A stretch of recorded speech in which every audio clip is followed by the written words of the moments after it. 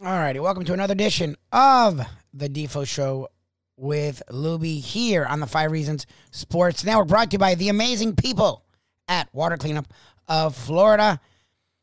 It may be slowing down in sports, but I feel like when it comes to your home, this is the time of the year that you start to really worry. You start to notice some things again. I've talked about this. We noticed issues with our air conditioning. Had some people out. They've done a good job, but just noticing staying here, staying there. Water here, water there. And my first reaction is, oh no, what the heck?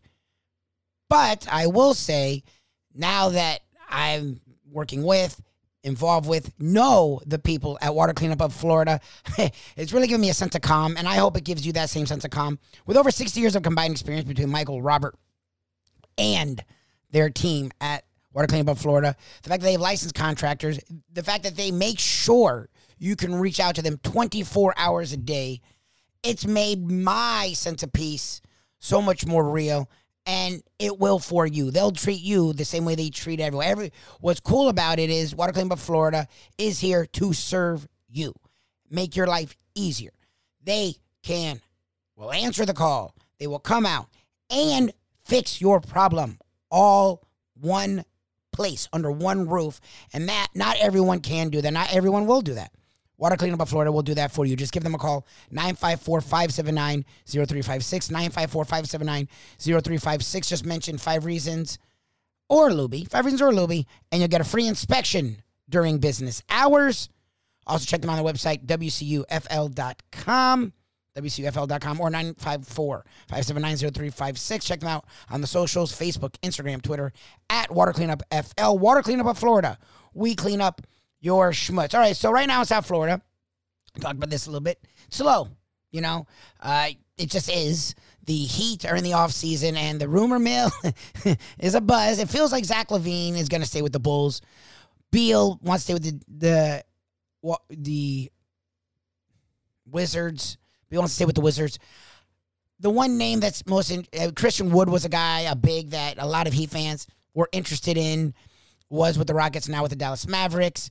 And what the Mavs gave up to get Wood, the Heat definitely had a better trade involved. So that would make you think the Heat are looking at something. And no one's fighting that. Like, even I, who like what the Heat are, if they can somehow keep Oladipo, keep this team intact, and grow within, I think this team's as good as any team in the NBA. They were a shot away from going to the finals, and everyone was hurt. So just think, if guys get in better shape, better luck with health, they would win a title. So I don't think they need to do anything.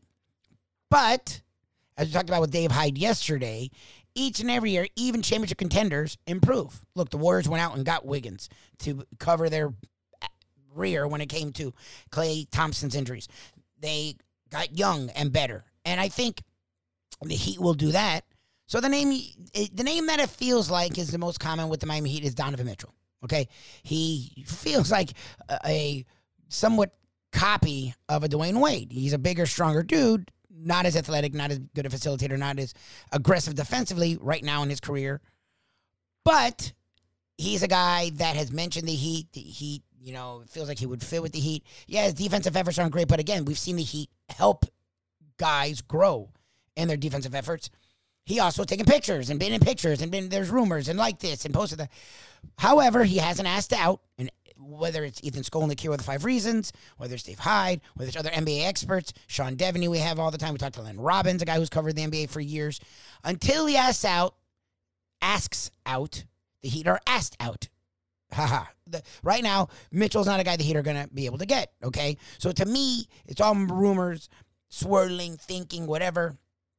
I'm sort of putting it on the back burner because until any of these guys ask out, Christian Wood, actually, I didn't realize, has had a really nice career. The last few years have been really good. And they do need some help from the big standpoint, where a big that can actually stretch the floor, shoot the 3 ball. Also help Bam on the boards because they got annihilated on rebounding. Well, I feel like your 7 could be that. Like, I know I'm going so far into the future, but whenever he's been out there, the dude's athletic. The dude has a nice shot. He has a nice handle. He can pass. And we didn't see it a lot, but whenever we saw him with Bam, they seem to work well together. So, as we've seen with the Heat, they'll have guys on the roster, Strus, Vincent, Martin, who threw in some minutes here and there, like you saw from year 7 this year. They did that last year. And then this year, literally Strus and Vincent were starting in the Eastern Conference Finals and contributed a lot. So why can't your 7 take a climb like that? You've seen the Heat do that going back for years, where Terry Porter looked like he was done, came help with the Heat. Skip to Mailou, Rafer Alston was an and-1 player until he went to the Heat.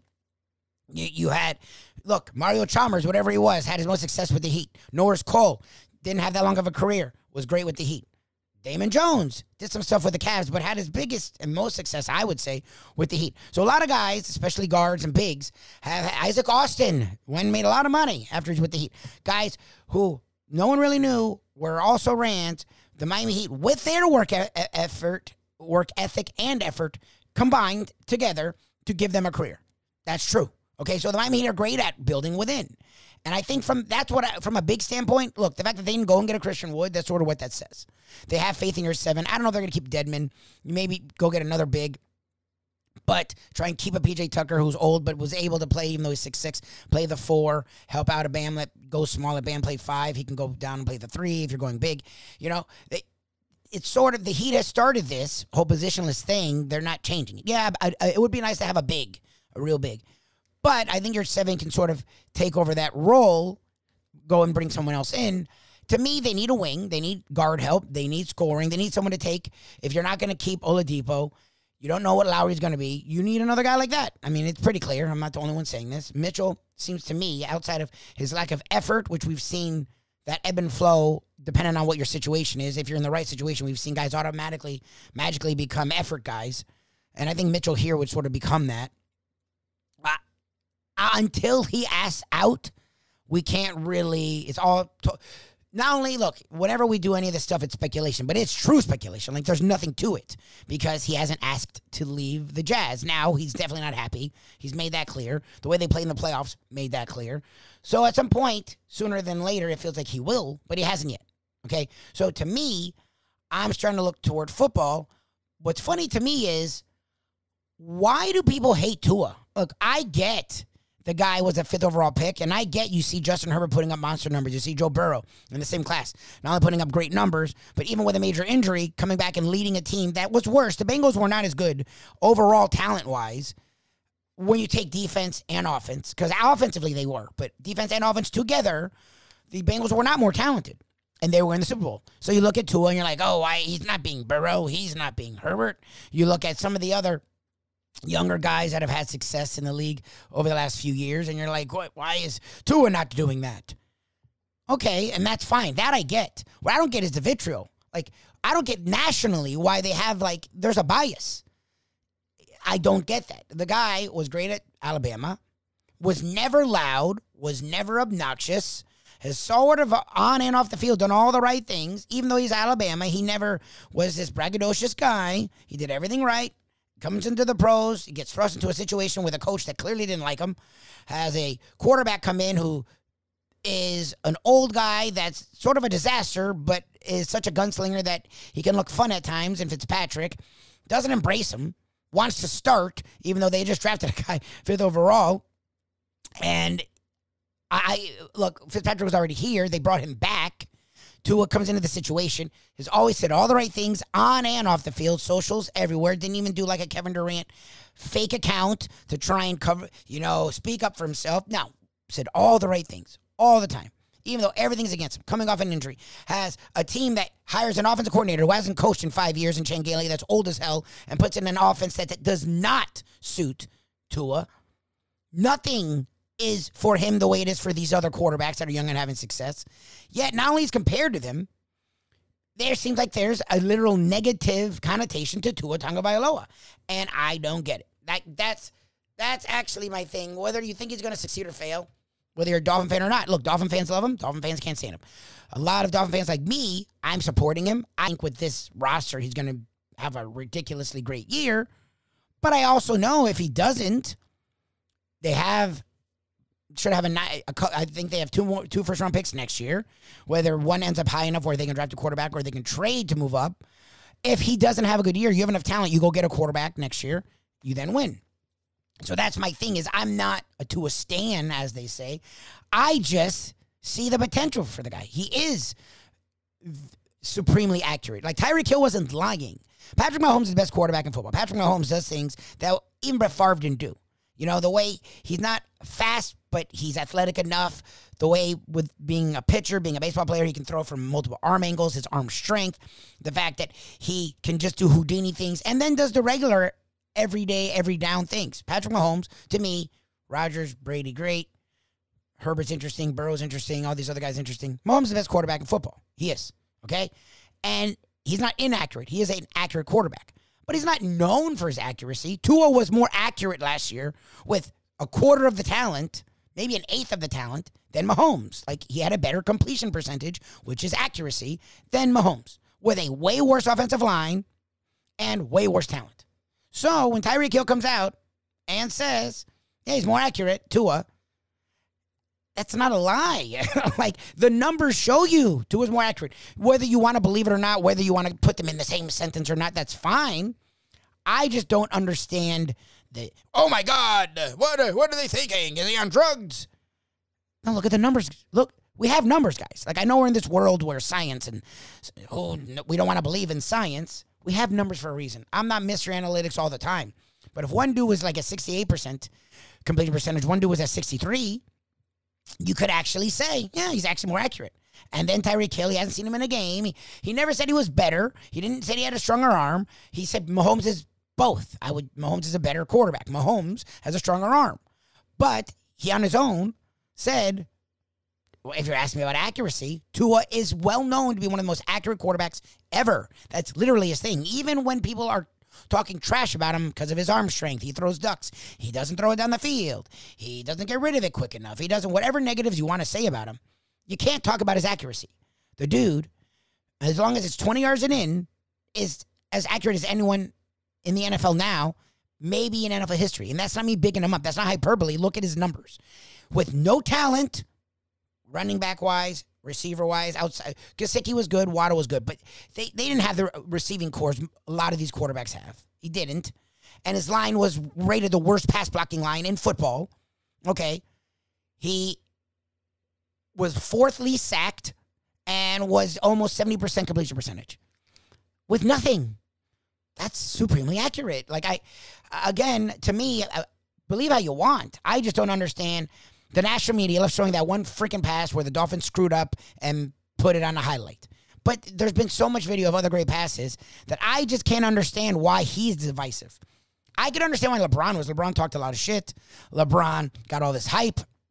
LeBron didn't win early, and then he had to go and do that whole freaking thing with the Heat. No, first of all, before that, he did the dang decision, which he did a show about his decision, and then he talks about his talents going to South Beach. He did all the things that would piss people off, especially old school people. Okay, so that becomes divisive. Tua hasn't, and he's been put in a horrendous situation. Like, I don't get locally or nationally why Tua's divisive. Like, I don't get it. You wanna have an opinion? Cool. You wanna whatever. But to be like, well, this Tua, he hasn't done anything. Like, literally, good or bad. Like, the book is still out. Yes, this is the year. Tua would tell you that. It's his third year. He should be fully healthy. They actually gave him a real offensive line. They've given him weapons all over the field, like Mahomes has, like Herbert has, like Burrow has. Like, these quarterbacks you see succeeding have weapons. Tua didn't. They gave him real running backs, so have a real running game, which the Chiefs have, and the Chargers have, and the Bengals have. The Dolphins didn't. They now will. And he also has a better defense than a lot of these teams have, as the Dolphins' defense should be elite. Okay, so yes, Tua himself would tell you this should be a big year. That's not a negative. That's reality. Like, why wouldn't this year be a huge year for Tua Tagovailoa? This year should be. Dolphin fans shouldn't be nervous or angry. The national media shouldn't be nervous or frustrated or bitter or whatever they are. I would be excited. I think you're going to see a really fun offense that has a really fun, creative coach, a quarterback who's really accurate and yearning to show what he can do in all facets of the game, talent everywhere, and then a defense that won't let that offense down. To me, it should be fun. So, and that's all I'm thinking. I just think it's really funny when you step back and, like, the national coverage. And 5 Reasons are really good at pointing out how the nation treats South Florida team. And yes, the Heat, they forgot the Heat even existed, even though they're number 1 all year, made their way to the Eastern Conference Finals. Everyone was hurt and were with one shot away from the finals. the national media didn't know the Heat existed. The Dolphins, who we haven't gotten any attention for 2 decades, deservedly so, because they've been mediocre to bad. Now they get plenty of attention, but it's all the stuff Tyreek Hill's saying, all the stuff, the attention, the expectations for Tua. It's like, believe me, I know it's a slow time in sports. I get it. But that's just fictitious. Like, the kid is like the sweetest, kindest kid off the field. On the field, his numbers are solid. His numbers are top 20 when it comes to quarterbacks with having nothing. Every other quarterback ahead of him you compare him to had better everything on offense. Everything. Coaching, offensive line, receivers, running backs, experience, health. I mean, like, they had everything above him, and he hung with them. So, I don't know. My soapbox, I feel like a lot of Dolphins fans feel this way. Even if you think Tua will fail, I've seen a lot of people going, yeah, they treat him weird, though. So I felt like I'd lament it today just because I've been seeing it more and more and more and more. And it makes no sense. Like, Tua does all the things right on and off the field. He hasn't asked for anything. And he just goes out there and plays. He loves the game. He isn't causing trouble on or off the field. His teammates, look, Tyreek Hill obviously is bigging him up, okay? It's his quarterback now. He succeeds if Tua succeeds. It's just logic. It's like when a guy picks a team to win. Would you want him to pick his team to lose? So Tyreek Hill has yet to slam anyone. He's just believing in his quarterback. We had Brett Tessler, the NFL agent who's dealt with the Dolphins a lot, and he's out of South Florida. The other day said, it's starting to feel like, it's like Hamlet, Macbeth. I think it's Macbeth. The lady doth protest too much, okay? Yes, the more he's doing it, it seems, okay, you're trying a little too hard, Tyreek. True, but you know what? Tua hasn't gotten any of this in his time. The fact that Xavier Howard's praising him, giving him credit, like, that's a good thing. Like, I don't think it's a bad thing, and I don't understand it's more so the national media. I don't understand. There's so much going. Even the NFL, you can talk about it year round. If you want to break down storylines, why is the Tua storyline such a big deal? Like, even if he sucks, like, why is that a big thing? Like, the Dolphins went all in, yeah, because they have a young quarterback on a rookie deal, and that's when you go all in, and hopefully he'll live up to it. And if he doesn't, they have 2 picks next year in the first round. It's win-win to me. So, we'll see. This is the Defo Show with Lubie. No Defo, just Lubie here on the 5 Reasons Sports Network. If you want to check us out each and every day, we do exclusive content on the Believe Network, BLEAV.com. Today, my wife joined me. Jessica Nabongo is a travel expert and a photographer. My wife, Shirley Reyes Lubitz, joined me.